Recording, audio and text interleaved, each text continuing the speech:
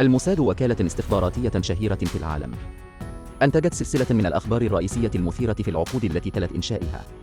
في عام 2008 اغتيل زعيم حزب الله اللبناني في دمشق، وفي عام 2010 اغتيل مسؤول تنفيذي في حماس في دبي. العقل المدبر وراء ذلك كله الموساد. يعتقد الموساد أن أفضل رد على السياسات المعقدة والصعبة هو تدمير جسدي. لم تكن حقوق الإنسان والقانون الدولي من معايير أفعال الموساد أبداً، لذا أصبحت أعمال القتل والدم البارد أبرز علامات الموساد.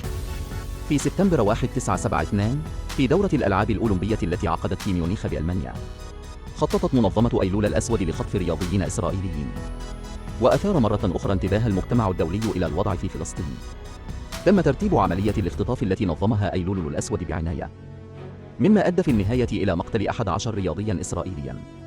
في المرة الأولى بعد الاختطاف أبلغت الحكومة الألمانية إسرائيل، ثم تم إرسال رئيس مكتب الموساد زمير إلى ميونخ، لكن الحكومة الألمانية لديها أفكارها الدقيقة الخاصة، لذلك قادت الحكومة الألمانية عملية الإنقاذ بأكملها. ولم يلعب زمير أي دور، ولكن في عملية إنقاذ الرهائن الألمان كانت هناك العديد من الثغرات، وتطورت عملية الإنقاذ في النهاية إلى مذبحة. على الرغم من أن جميع أعضاء منظمة أيلول الأسود الذين شاركوا في الاختطاف قتلوا، لكن منظمة أيلول الأسود قتلت أيضا جميع الرهائن، حيث شهد رئيس الموساد زمير عملية المذبحة بأكملها. وقبل ذلك كانت الحكومة الإسرائيلية قد وعدت ببذل قصارى جهدها لإنقاذ الرهائن، الأمر الذي جلب أملا كبيرا لعائلات الرياضيين المختطفين. ولكن فيما بعد لم تفشل عملية الإنقاذ فحسب، بل أيضا لأن الصحفيين في مكان الحادث أصدروا تقريرا خاطئا، حتى أن رئيس الوزراء الإسرائيلي رأى التقرير واتصل شخصيا لنقل الأخبار السارة والتعازي لعائلات هؤلاء الرياضيين. ولكن بعد ذلك تلقى مكالمة من زمير التي كبت الغضب بقوة، وأعلن عبر الهاتف قائلا إنه شاهد العملية برمتها في مكان الحادث.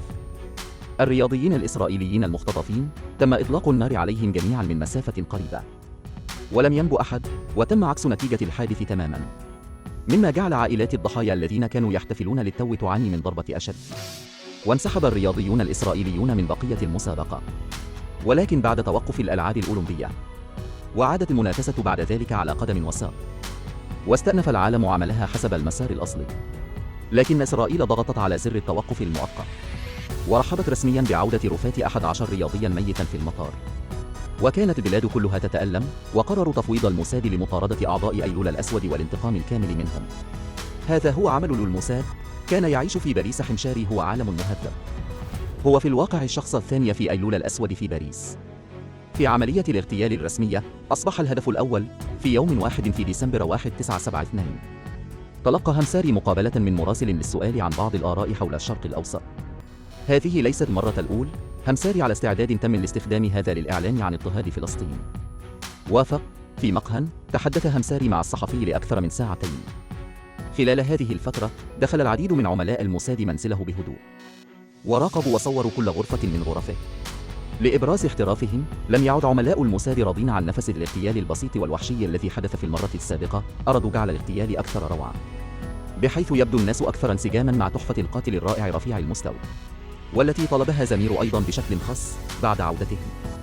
درسوا العملاء بعناية غرفة همساري، ثم تسللوا إلى منزله مرة أخرى بينما كان هو وعائلته في الخارج. وضع العملاء قنبلة بلاستيكية صغيرة على هاتف في صالة الاستقبال، وبمجرد أن تلقوا إشارة إلكترونية محددة انفجرت على الفور. وفي 9 ديسمبر انتظر العديد من العملاء في وقت مبكر في الشاحنة الصغيرة غير البعيدة عن مسكن همساري، وبعد أن رأوا عائلته تخرج مع دوي انفجار تحطمت النوافذ الزجاجية لمنزل همساري.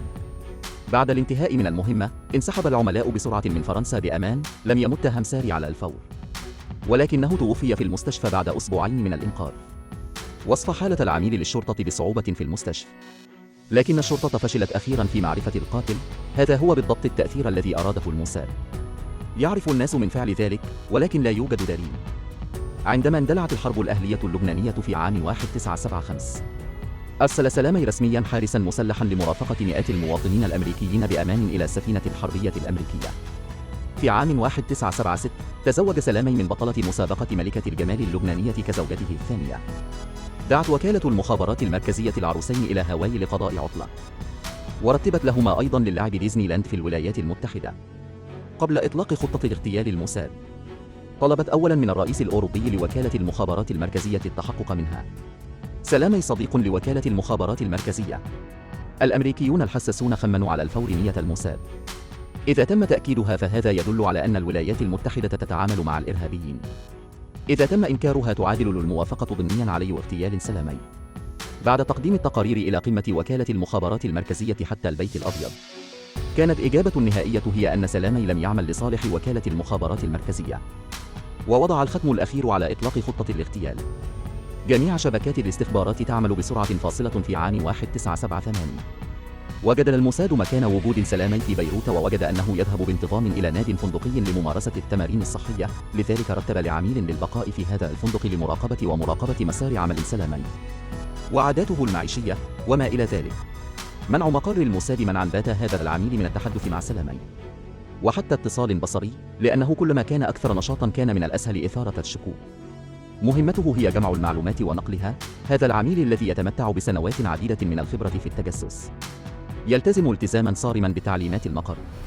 لم ينظر أبدا إلى سلامي، ولكن من المدهش كان في أحد الأيام بادر سلامي بالوقوف بجوار هذا العميل والتحدث معه. وبعد عدة اتصالات تحسنت العلاقة بين الاثنين تدريجيا.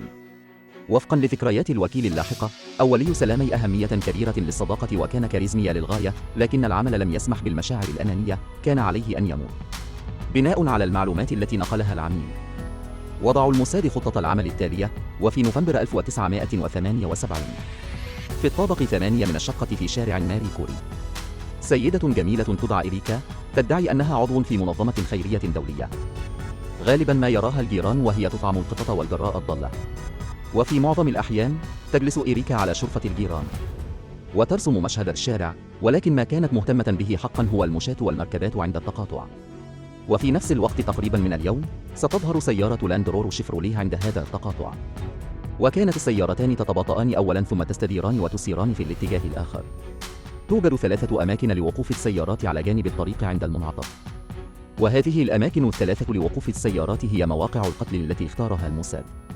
في 22 نوفمبر جلست إريكا على الشرفة في الصباح الباكر، وأمسكت بفرشاة رسم في يد واحدة، وبجانب يدها كان هناك صندوق تحكم عن بعد أحمر، ولم تتوقف عيناها عن النظر إلى التقاطع للحظة. كان هذا اليوم هو يوم اغتيال سلامي. اقترب وقت ظهور السيارة تدريجيا. حدقت إريكا بهدوء في التقاطع، لكن قلبها صعود وهبوط، تنتظر بفارغ الصبر. فجأة اقتربت شاحنة صغيرة ببطء، وتوجهت ببطء إلى مكان وقوف السيارات على الجانب الأيمن من فولكس واجن السوداء. وفقا للخطة، إذا كانت هناك مركبات أخرى في مكان وقوف السيارات وكان هناك أشخاص في السيارة، يتم تعليق الخطة بعد بضع دقائق. ينزل الشخصان في الشاحنة من السيارة معا، وبالحديث والضحك والمشي بعيدا. أخذت إريكا نفسا عميقا، لكنها سحبت نظراتها. الهدف الذي كانت تنتظره سرعان ما ظهر في مجال رؤية إريكا. جاءت لاند رور شيفروليه إلى التقاطع، تباطأت واستدارت كما في الماضي. مارست إريكا هذه العملية في دماغها مرات لا تعد ولا تحصى. عندما قادت شيفروليه سيارتها إلى أقرب موقع إلى سيارة فولكس واجن السوداء، ضغطت إريكا بسرعة على زر جهاز التحكم عن بعد. في اللحظة التي انفجرت فيها المتفجرات، ابتلعت كرة نارية ضخمة مبهرة على الفور كل شيء حولها. انقلبت شيفروليه والدروفر في نفس الوقت، ولكن أيضا اشتعلت النيران بعنف. في لسنة اللهب والدخان كافح سلامي للخروج من السيارة، ولكن بعد بضع ساعات من إرساله إلى المستشفى، كان هناك حوالي 100,000 شخص دفنهم سلامي، وعرفات شخصيا حمل التابوت له. سلم الناس رسميا مدفع رشاش لابن سلامي البالغ من العمر 12 عاما، وطلبوا منه الانتقام لوالده في المستقبل. واستمرت عملية الاغتيال لعدة سنوات، وهو ما يتماشى مع سعيه الدؤوب وأسلوب القتل، لكن القدرة على التصرف ناضجة حقا وملتزمة بالقانون. وأعمال الموساد تردع المعارضين وتحمي الأمن القومي الإسرائيلي. لكن اغتيال الموساد دون خلاصة الأمر أثار أيضا تساؤلات وانتقادات من المجتمع الدولي. فقد خرجت البشرية من فترة الغابة، والحضارة وسيادة القانون هما التيار الرئيسي للمجتمع الحالي.